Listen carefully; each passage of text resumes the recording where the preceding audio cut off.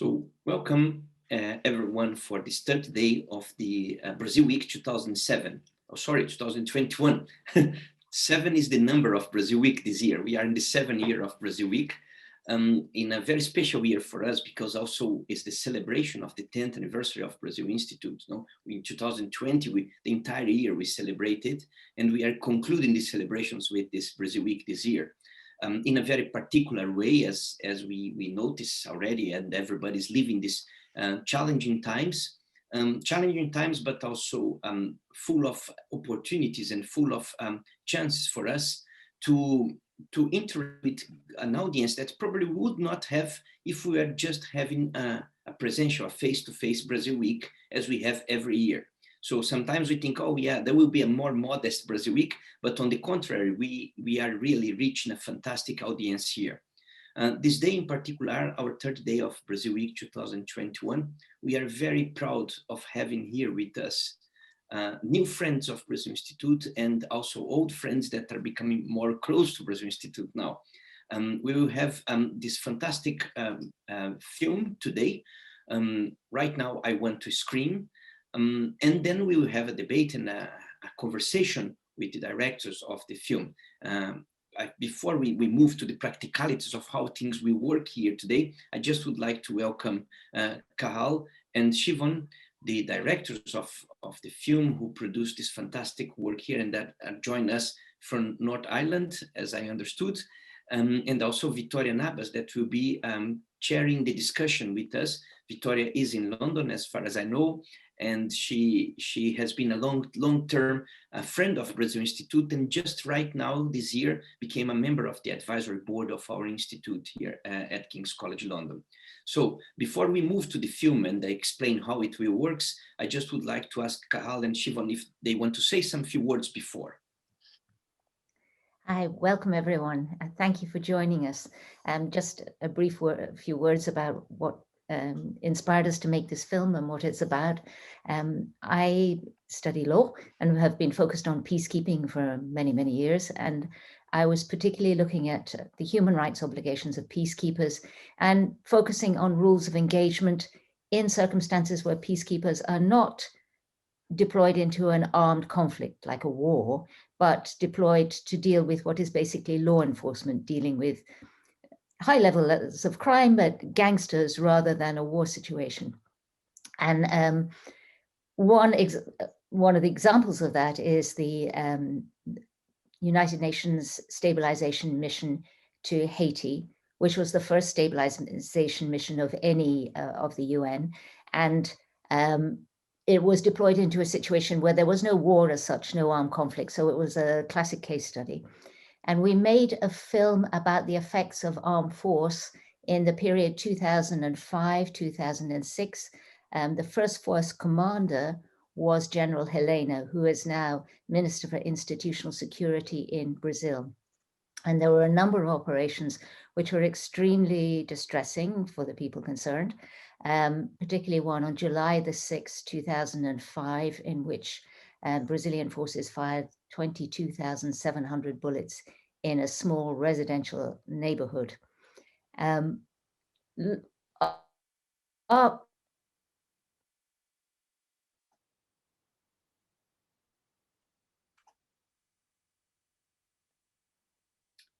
So, Siobhán, we lost your contact, and I imagine that you will be back very soon. While we wait for you here, I can start to give the instructions on how this session will work. So you probably, when you got your email confirming the enregistrement for this event, you also got a link to the film and a password to use and open this film there. What we'll be doing is, as soon as we finish this introduction here, and hopefully they will reconnect with us before that, we give a few minutes to them. If not, I would invite you to leave the room, enter this link. We copy also in the chat if you have doubts, and if you don't find your link there. So you can link to the film and then use the password. Remember that the first letter is a capital letter. It's capital letter sensitive. So please remember that to use it. And then after the film, we will join together again for the discussion with the directors here. No?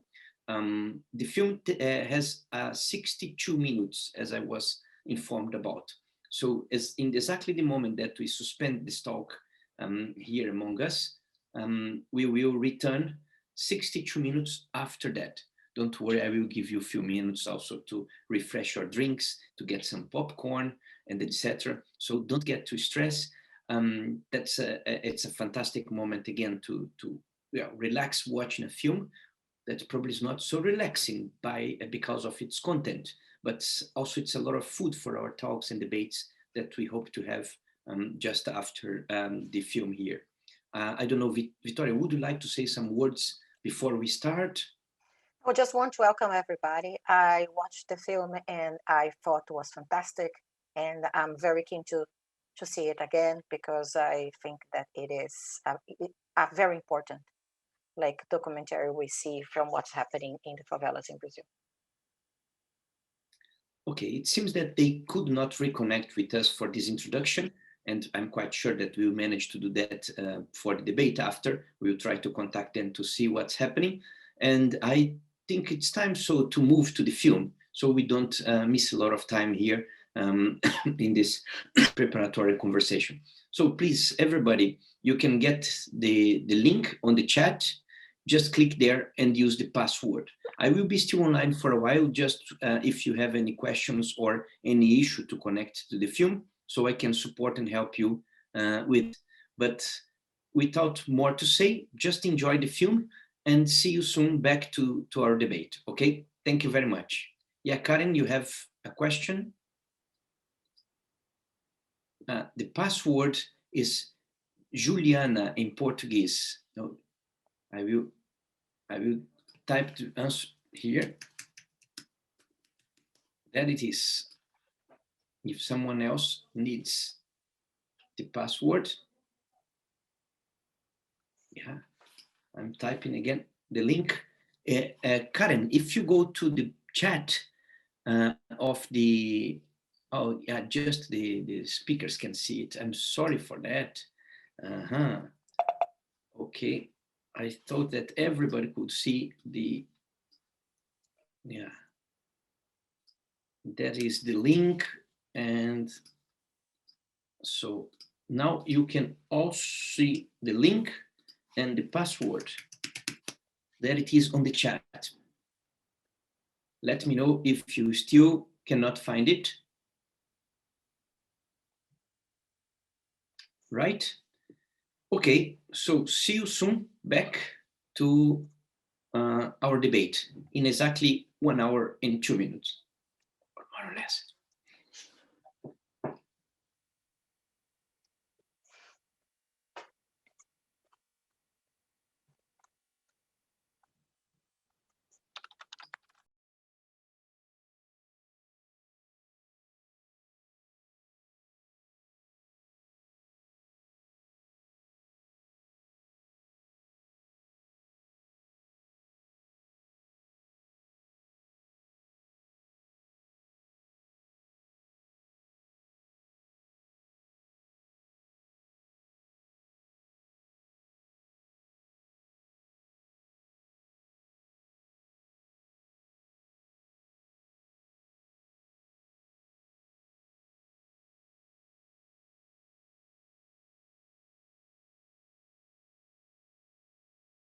Good evening, everybody, again, and I hope everybody has seen the film and has and it's democratic, but I hope everybody agree with me that it's fantastic.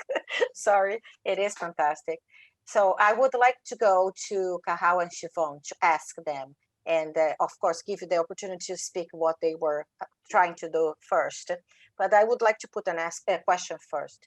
I was very, I would say, shocked. Of course, I am Brazilian. I grew up in Brazil, and I'm from São Paulo, so I'm not from Rio, but I worked in Rio. So I being in the favelas, I seen this happening. But of course, when you see and talk to the people that were really affected, I think that's even more relevant, because what the media shows is different I'm talking like a regular media. My question would be, is this something more region to Rio, or would you think that this would be something that is happening everywhere in Brazil, that we have the favelas? Or you would say, no, this is more a Rio issue that we are like approaching in the film? I think it's broader than Rio. We haven't filmed or investigated intensely in the favelas of Sao Paulo, or in the First Nation communities in the north of Brazil, but I would imagine that similar approaches are happening there. It may be more intense in Rio, but I don't think it's unique.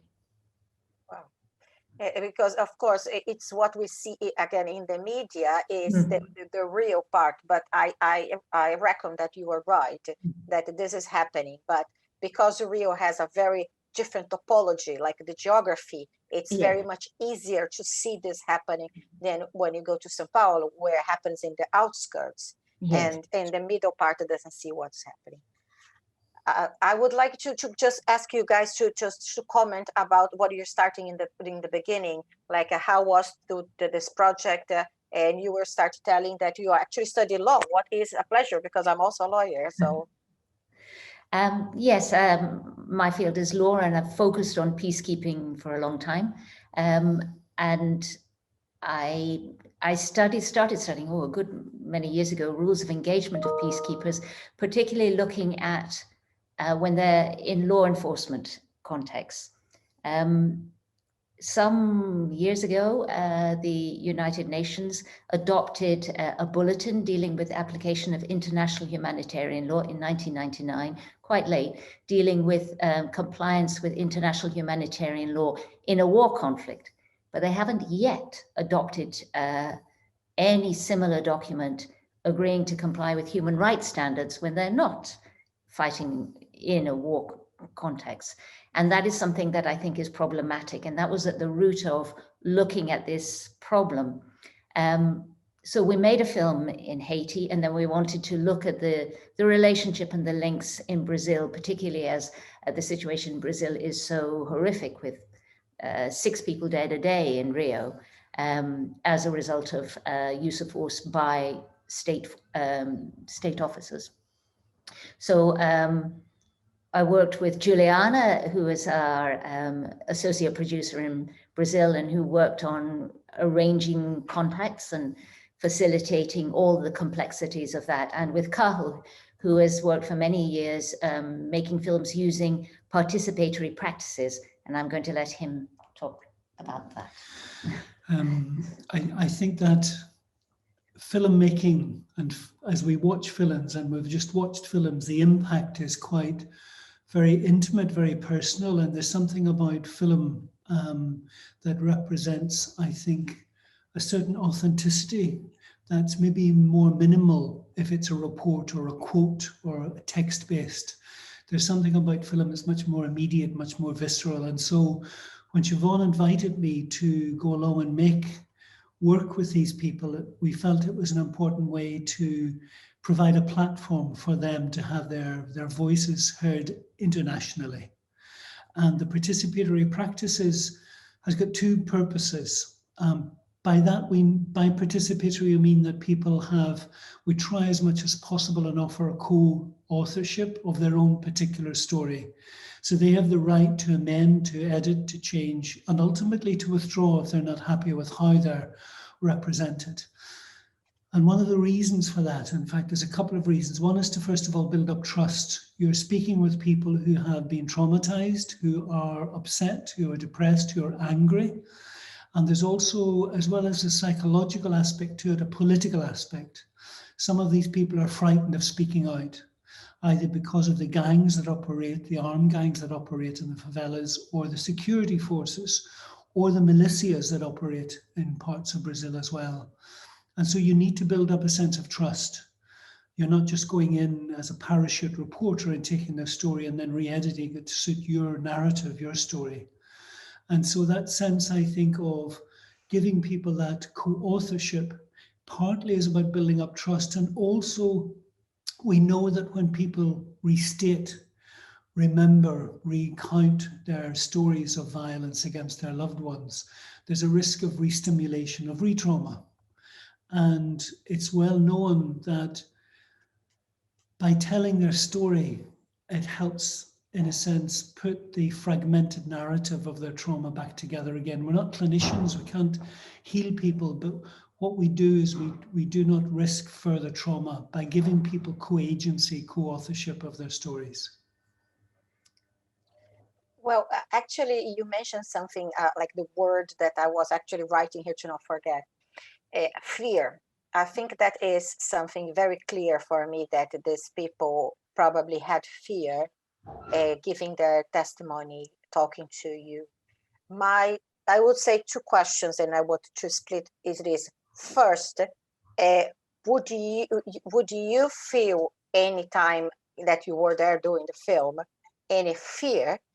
Because it is a fear of the government in the sense, because the police, it is the establishment.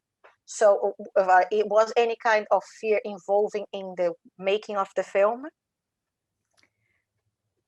For me, no.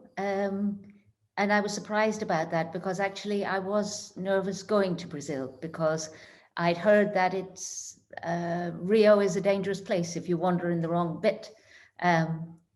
But I found that it was actually much easier than being in Haiti. And yes, in one sense, I was not afraid, but I was shocked. I was shocked by the level and scale of the policing operations, heavy policing, militarized policing operations. So in the first 2 weeks we were there, we didn't manage any interviews at all. Juliana set them up, but we received messages by WhatsApp that it wasn't safe to go to the favelas because there was a police operation. And when a police operation starts, it lasts 3, 4, 5 days, and sometimes people get killed, as is in the film. So I found that a shock, that I'd read in the papers about policing operations, but I didn't realize they lasted so long. So that was a shock, but I never felt myself unsafe, because there was a warmth and a supportiveness that I felt in Rio from the people I was working with. Our driver and Juliana, I was trying to remember the name of our driver, Hobson. And also people in the favelas were, I mean, they warned us by WhatsApp. There was a sense of that people looked out for each other. So I didn't feel personally afraid, even though I expected to, but I was shocked. I suppose I was a little frightened, but that was always overcome or addressed by the fact that I was more frightened for other people. We sometimes are very concerned that we were putting people in a position which made them very vulnerable. One of the people in the film had to move house, and we were very concerned. They moved house to get away, to protect themselves. They were taking a case to the Inter-American Court, and they're very concerned about their security, about putting their head above the parapet. So we were concerned about that, but we were very clear with them, because we were frightened for them, that they had to be in control of their own story, that they had to be, in a sense, confident about what they were doing and why they were doing and where it would be shown. We discussed all of that with them. So the fear was there, it was palpable, but from our point of view, we were very well protected by the team we worked with. And we worked with community groups in those places as well. I read this, the Mare, and other places. And so the protection was there for us, but I think I certainly felt fear for some of the people who appear in the film. There's a question from the public here that I would like to put to you. It's, what motivates the police officers to kill? Do they simply get a kick out of it? And can it be quantified how many of the killings intentional or how many accidental? How much worse it became since Bolsonaro? Will this proof provided by two cops, President 7, like to be revoked by the future government? I don't have the answers to all of those questions, and I don't think Cahal does, because we're not experts on Brazilian law. We are working on applying for a grant to do another project based in Rio, and I'm hoping that we will work next time with a police organization who will do some surveys. But from the interviews that we did have, we interviewed one police officer, Janina Matos, and it seems that people might come in with an idea of a human rights standards come into the force, but the day-to-day practice of it and the structures and expectations of what they're expected to do, they're heavily armed with helicopters, takes away from a human rights oriented policing.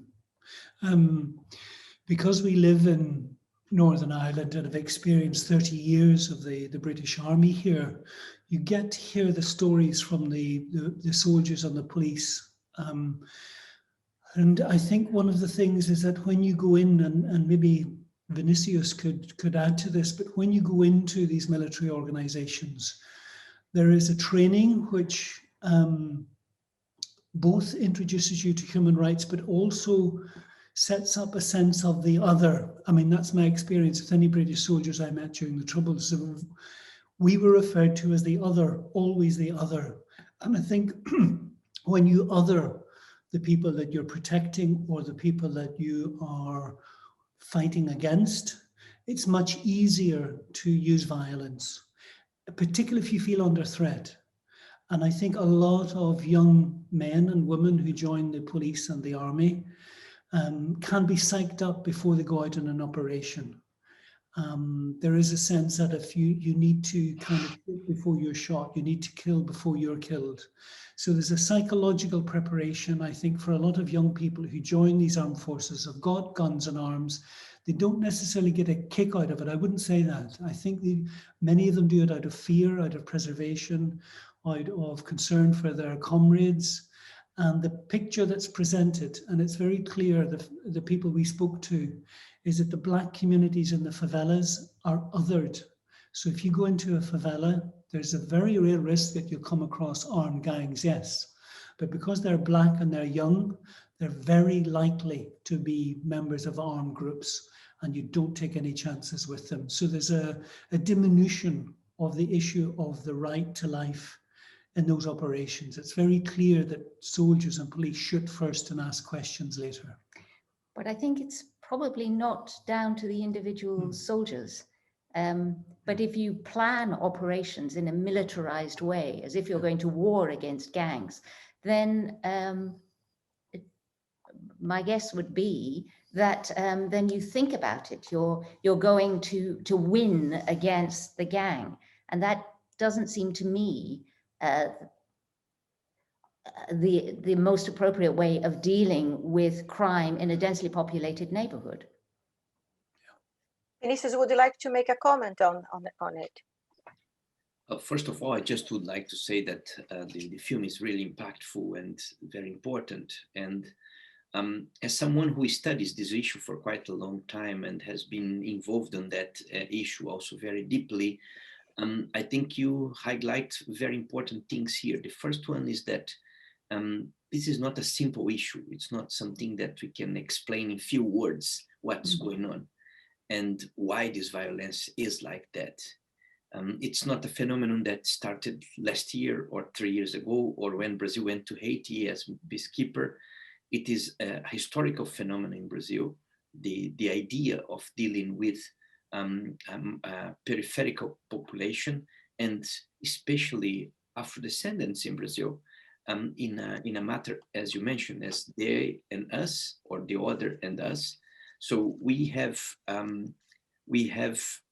quite a lot of issues together that makes the address of the question of violence and criminality such a complex issue that there will be not a militarized solution for it. There will be not robust response, militarily speaking, that will solve the problems of criminality in Brazil, and consequently also of violence. So we enter in a sort of spiral of inability to dialogue, inability to hear the voices, and especially the voices of those that has been historically oppressed. And that's the power aspect of the film that you brought to us. It's to have the voice of those that has been historically oppressed. There is one testimony in the film, one person who talks about his son who served in Haiti also. And he said, I feel double victim sometimes here. I think those dilemmas, they are present there. And it's not they and us. It is a society that's complex, the complexity of construction and dynamics that's going on, and provoking this model of violence, and showing that nothing that we have tried yet has been a solution, and especially when this solution is related to a militarized response, that it's not effective in the point of view of public security and the point of view of promoting citizenship among Brazilian citizens that have been put aside in this picture. I think that's my short comment on here, and my congratulations to both of you.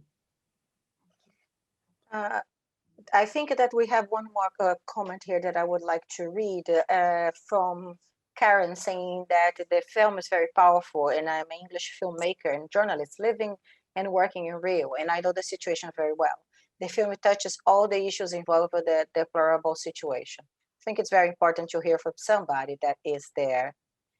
There's a question that comes from Ulysses saying, Brazil had been walking the human rights walk since the re-democratization process in 2085 to 2016.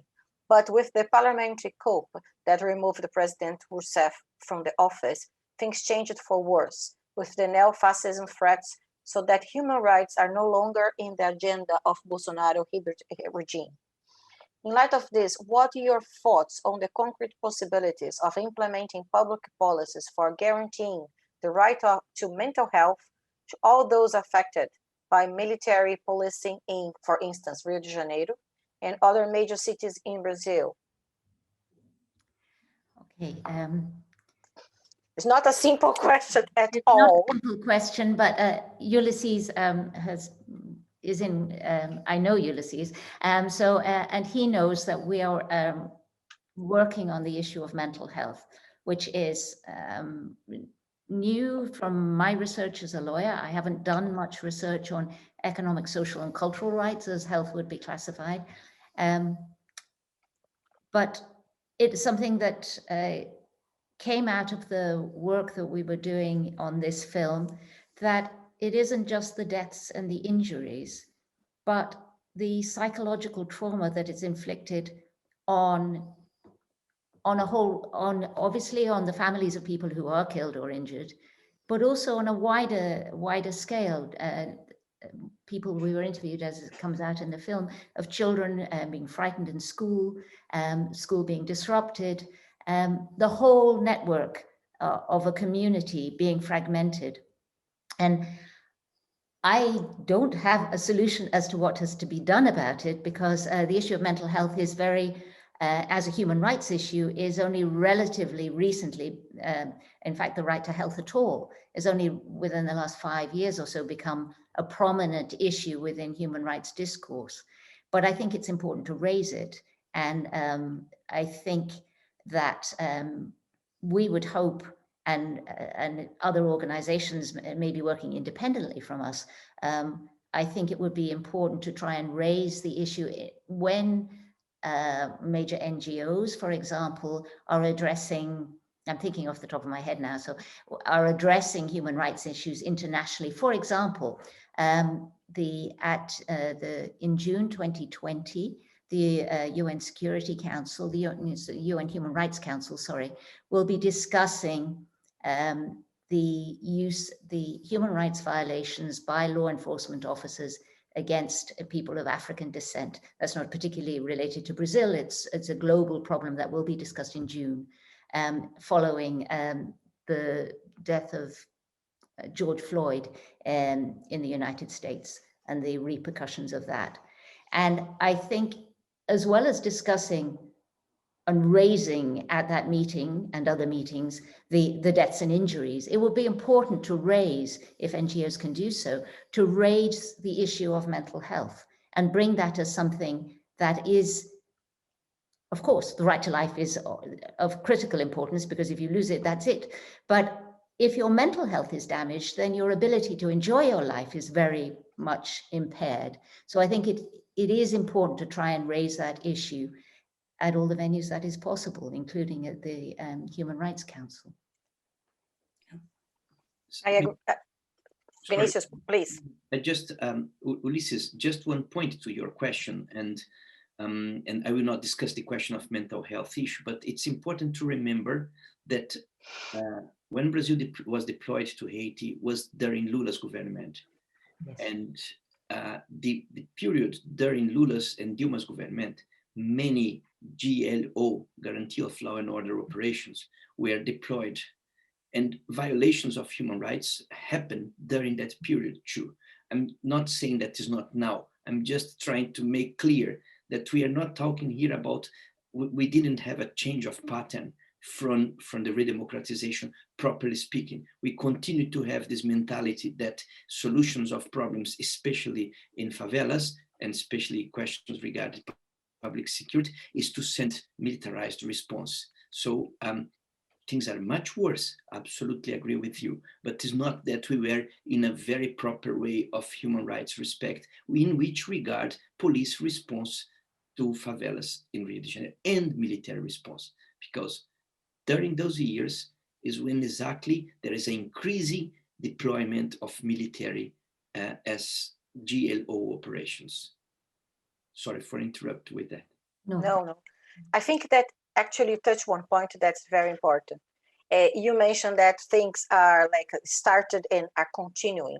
I think that not only the problem of human rights, but several of the problems we have in Brazil related to racism, there are problems that are not new. This is not something that we can separate from this government or that government. They are intrinsic in our society. And the problem of racism comes really close to the favela situation, unfortunately.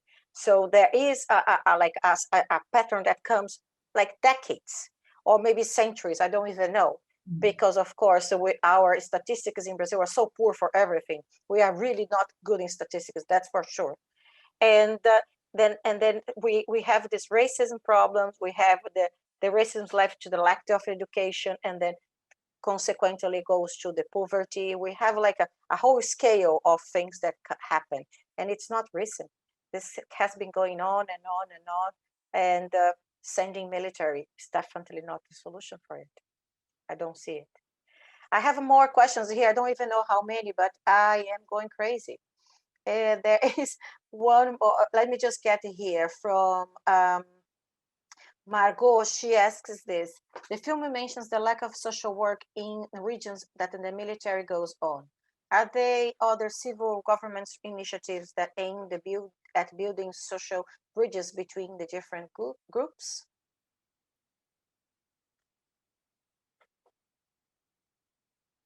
Are they frozen?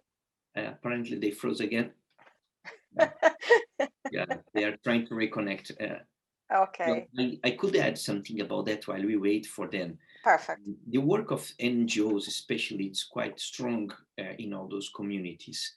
For a while, when they create the project of unities of pacification police, the UPPs, the main idea behind that was that this police force would come more like a proximity police, and together with that, bring in other elements of the state support for communities.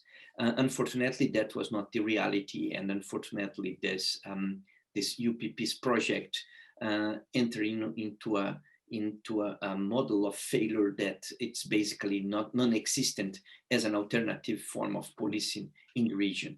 And most of the time, the presence of state in many of the communities of Brazil, and in Rio especially, and favelas, has been with the face or with the interface of police forces. and not other agencies of the state directly.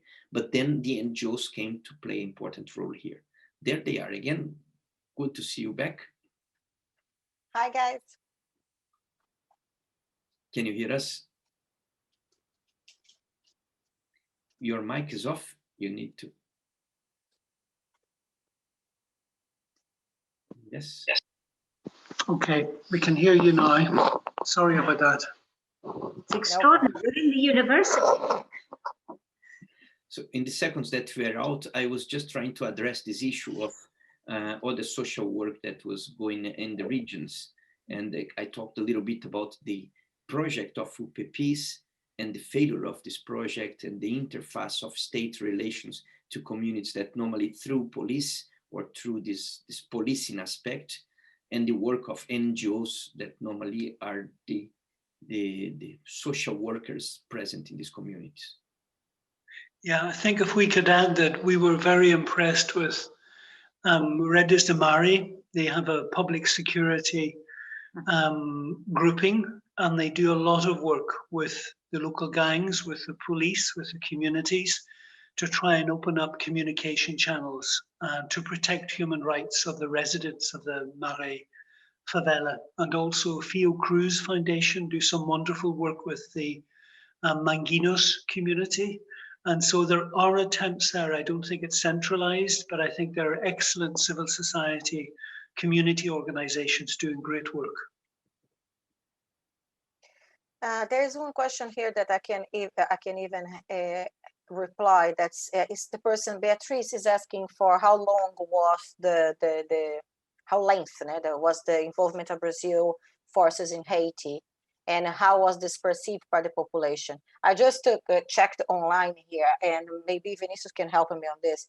The peacemakers that were in Haiti were between 2004 2017. So we are talking about 13 years.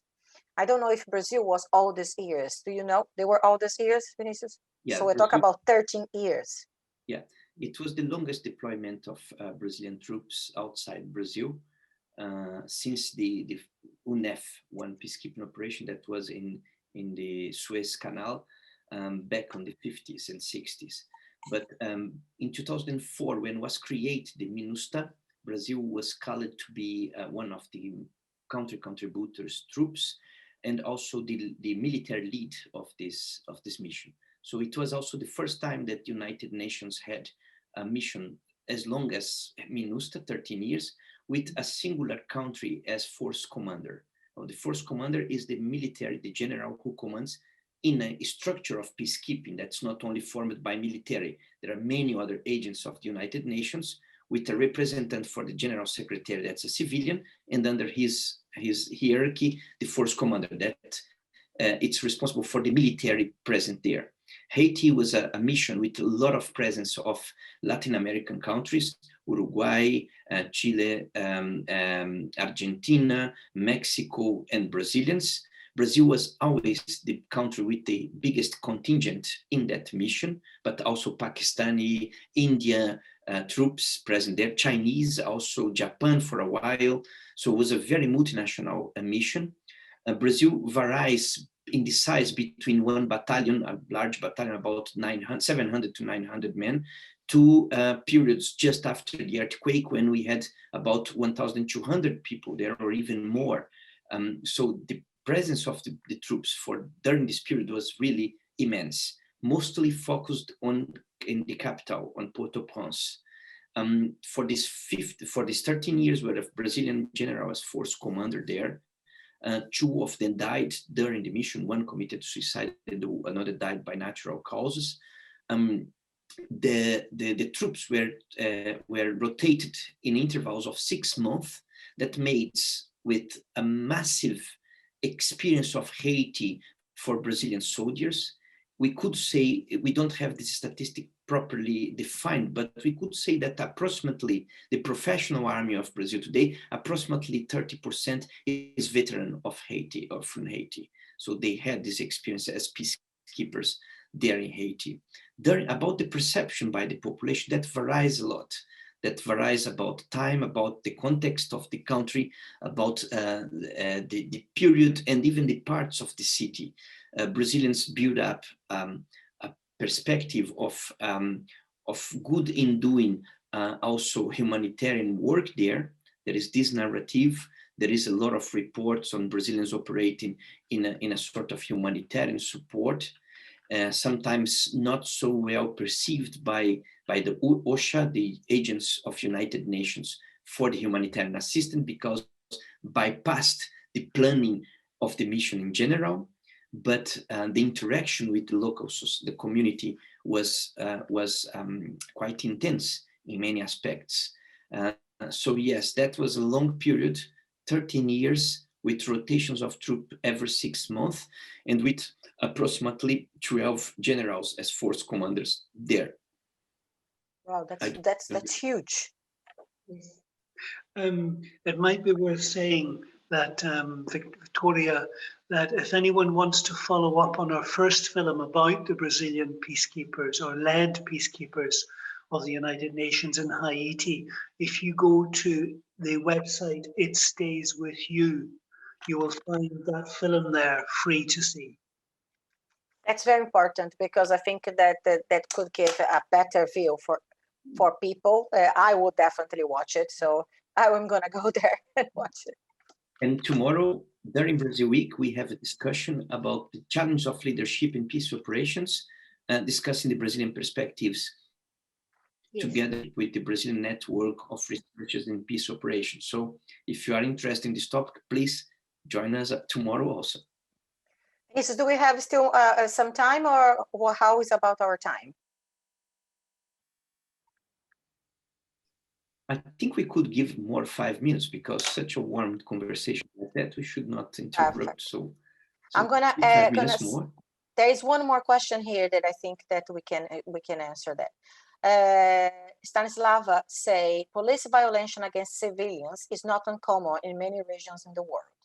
In your experience from Brazil, what is the political will in both the civilian and the police end to establish a common dialogue around understanding human rights as both civilian but also law enforcer?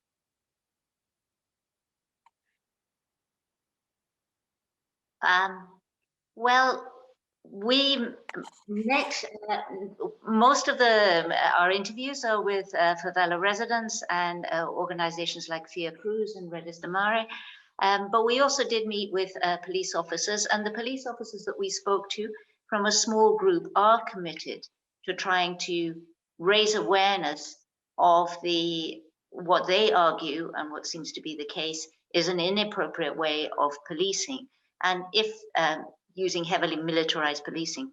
So it seems to me that there is movement within the police that they would like to be able to adopt a more human rights oriented approach. So I think that possibility is definitely there if it's given the support. And equally, the Public Defender's Office, we spoke to some people there, they're in the film as well, and there's a commitment to demilitarizing police operations and to try and encourage much more collaboration, communication, intelligence-led policing. So on the ground, those people who are frontline in the police force and the Public Defender's Office would like to see a change in approach and attitude. Of course, as someone pointed out, I think it was Ulysses, from the top, there is a political leadership that is not interested in that for all sorts of reasons that I won't go into, but the political leadership is against, current political leadership is against any move to demilitarize policing. Well, do you think, now it's my question, sorry. Do you think that there is a difference? Well, Brazil has states, no, and we are dealing with different states. Do you think that the fact that we had a government in the state that was more aligned with this policies that the federal government is would make the situation worse or not? I'm not entirely clear the question. Are you asking about Bolsonaro's government? Yeah, well, because the police is actually, the police itself, it's a state department. Yes. The military is a federal department, but they've been working together.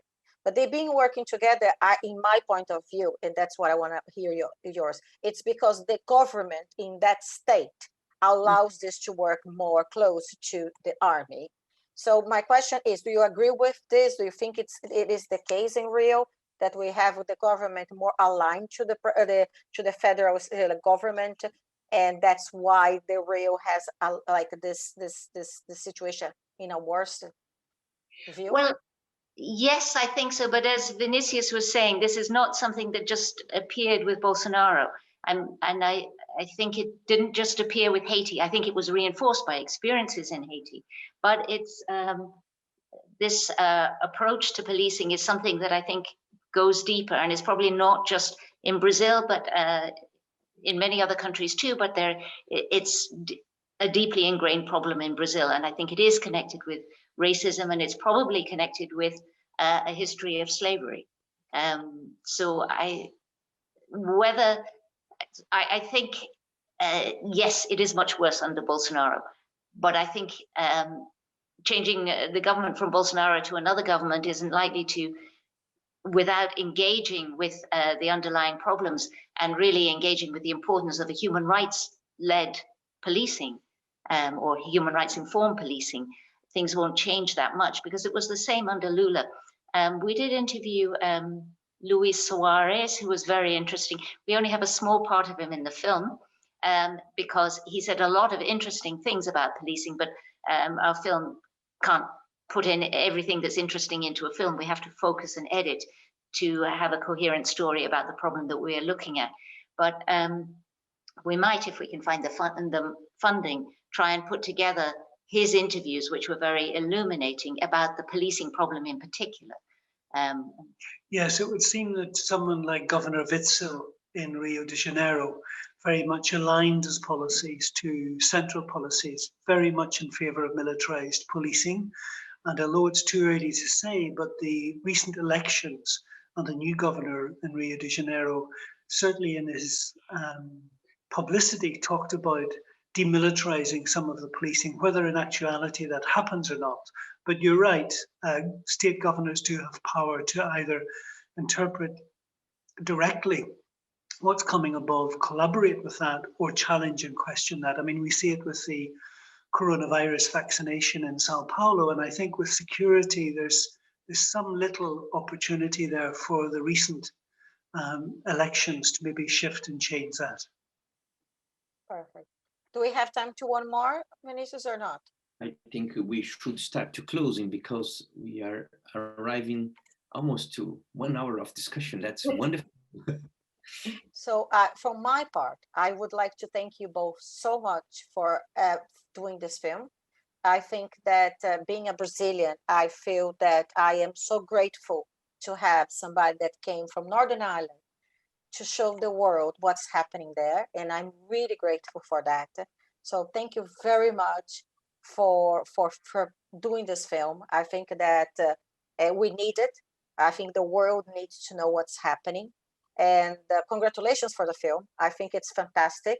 And congratulations to Juliana also for bringing this idea today here, and Vinicius to accept, of course, to have the film, because I guarantee that everybody that saw the film and saw this discussion today learned a lot and has absolutely changed some views that they might have on Brazil. Thank you, and Vinicius, for hosting us, and also thank you for a really rich debate that we have learned from, and I hope it was recorded, because we've lost bits. It is recording, no, Vinicius. It is recorded, no worries. And Siobhán and Cahal, thank you so much for being here with us, for sharing your production and your work with us. Brazil Institute, as I said, is celebrating the 10th anniversary this year. We hope that we will have much more years ahead, exactly being this forum, this platform for debating and how Brazil interacts with the world, and how much we can learn together when we sit when we listen, when we dialogue, really trying to learn each other. I think that's the core mission of Brazil Institute, to be this bridge, to be this way in which everyone interested in Brazilian topics feel that they will have a space to share their ideas, to bring their thoughts, to listen to the reactions for their ideas and thoughts. Together like that, we build the understanding, and we definitely can make a difference for the life of many people in Brazil and those who are interested in Brazil, of course. So thank you so much, all of you, Victoria, Cahal, Siobhán, for this fantastic evening that you provided to us here today. If I could say one thing, I don't know if you can hear me. We seem to have frozen. Can you hear me? Yes. Okay, I would like to thank you again, Vinicius and Victoria, for organizing and chairing, and of course, Juliana for suggesting it. And also to the attendees. I know taking time out and being at an online event is not the same as face-to-face. So thank you for your patience. And I've forgotten the name of the first commentary, a filmmaker in Brazil, in Sao Paulo. If anyone wants to take this film or the Haiti film and show it to your classroom, to your community group, please just get in touch with us. We're more than happy to share it. We have a password simply for festival purposes, but we're more than happy for people to take this film and show it. Thank you again. Thank you, and have a good evening, everybody.